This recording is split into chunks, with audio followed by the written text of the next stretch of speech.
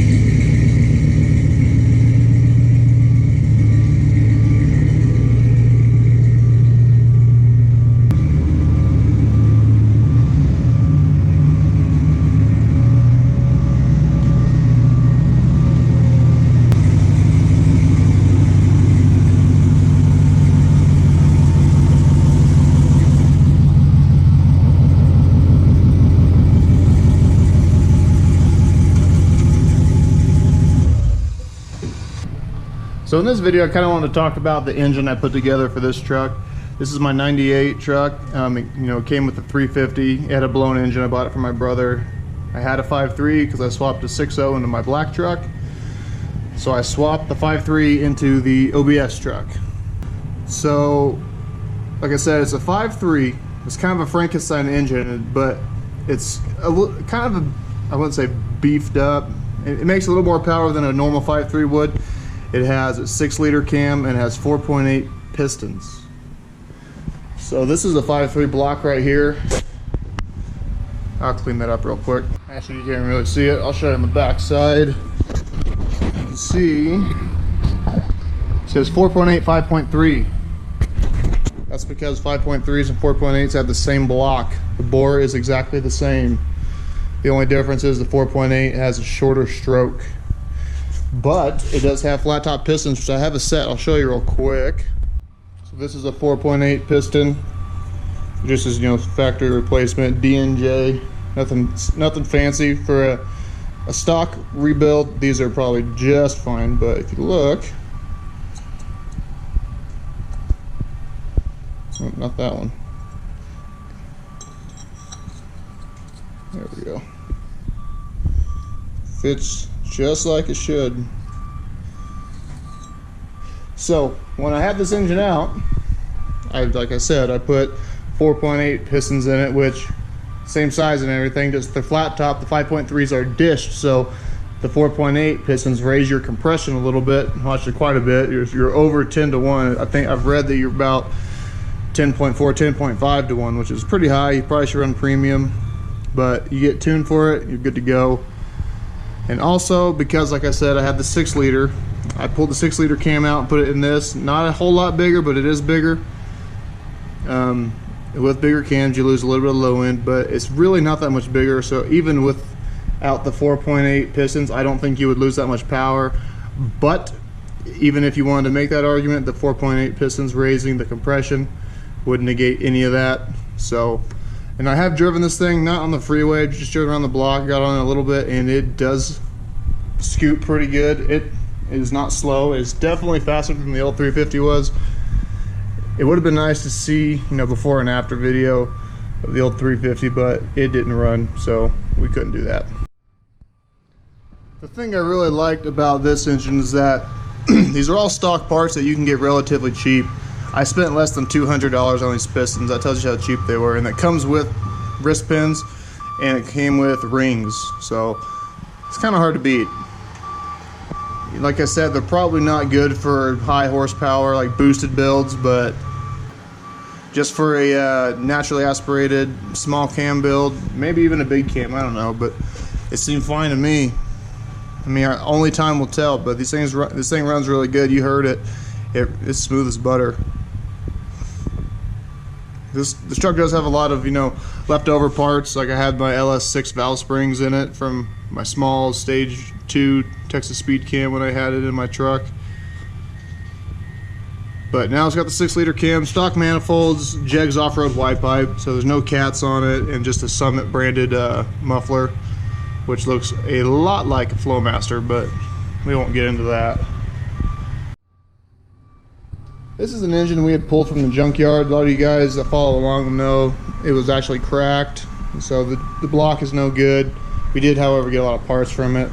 We were going to build this for another project. I do have a 99 Yukon, old body style like this, that has a blown head gasket, so we're going to pull that 350 out, you know, do the same kind of a deal. Maybe do a 5.3 board, do a 5.7, or do a 6.0, one of the two. Not entirely sure yet, but something along those lines.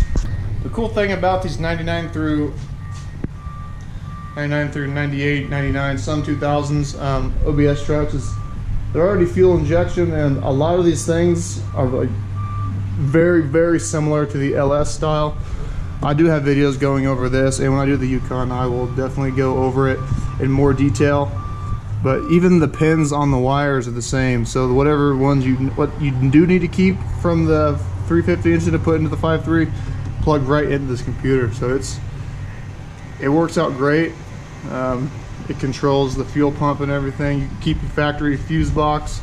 My speedometer works, my tachometer works. The only gauge that doesn't work is the fuel pump, and I don't think that has anything to do with the not fuel pump, sorry, fuel level gauge.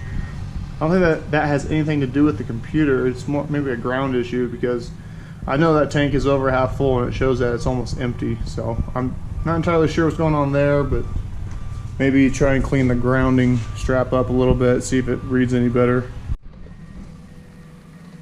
I guess instead of just teasing everybody about how good this engine runs, we'll go, well, I won't, but a professional driver at a closed course will show you how it runs.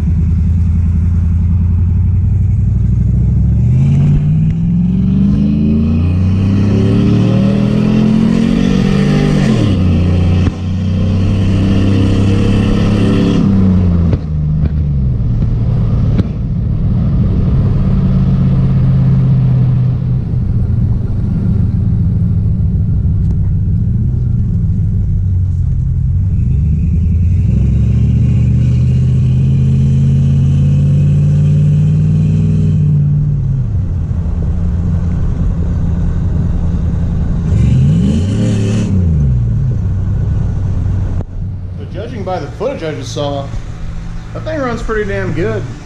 He definitely gets up and goes, definitely better than the old 350 was. I know a lot of people will kind of be curious as to how it tows compared to the 350. I think it's pretty comparable. The old 350, you know, it was a great engine when it came out, but the LS design is, in my opinion, it is superior. It's a very strong, robust engine. There's a lot of cool things you could do with them, and just like this, it's a stock 5.3 with just a stock 6-liter part and some stock 4.8 liter parts. So kind of cool, good power out of just factory parts, stuff you can get for very cheap. Would I swap a 6-liter cam into an engine that's already in the truck? No, but I had it on the engine stand. I had it, so I said screw it, might as well put it in. And I was, you know, doing all the gaskets and everything, the 4.8 pistons. So if you are just putting together a stock 5.3 and you happen to have one sitting around, go ahead and throw it in. I would not pay too terribly much for them. If you can get it for free, then that's definitely worth it. But other than that, if you're gonna actually do a swap with it in the truck, I would go with something else. But the 4.8 pistons are a very good option for a 5.3 for naturally aspirated. If you're gonna boost it, probably not. But and in other news, the black truck, which has the 6-liter, we have the big E fans for it. Currently it has the Flex-Lite fans, but my truck came with the small 28-inch radiator. I just ordered the 34-inch radiator. We were going to be doing a cam with it because, you know, while you have the radiator pulled and everything, you got to do that when you do a cam swap. But I think I'm going to wait. You know, later in the year, the companies I'm looking at, they have good sales. So I think we're going to wait. There's some other things I want to take care of before we start doing more work on the engine. That cam runs pretty darn good. I could get bigger injectors in the meantime because they're maxed out. But we want to do this because it's getting warm out. We're starting to hit 90+ degrees. And driving down the road is fine, but it's in the stop and go traffic that radiator and fan setup has a very hard time keeping it cool. So we're upgrading to the big 34-inch OEM out of a 3/4 ton radiator and E-fan setup. This is the harness from Nelson's Performance. They make it. You tell them what you got. They make you a harness. This is a universal fuse box we're going to be using for the Yukon, but that is another story. This is what I was talking about. I went through three because there's one on the truck. These are fuel rails. I ended up buying the wrong ones. I think these are they're actually for a standard Gen 3 intake, not the TBSS intake. But that is going to do it for this video. Thank you for stopping in. I do appreciate it. Follow me on Instagram. It's endlesswishlist 6.0. Take care, and I will see you guys next time.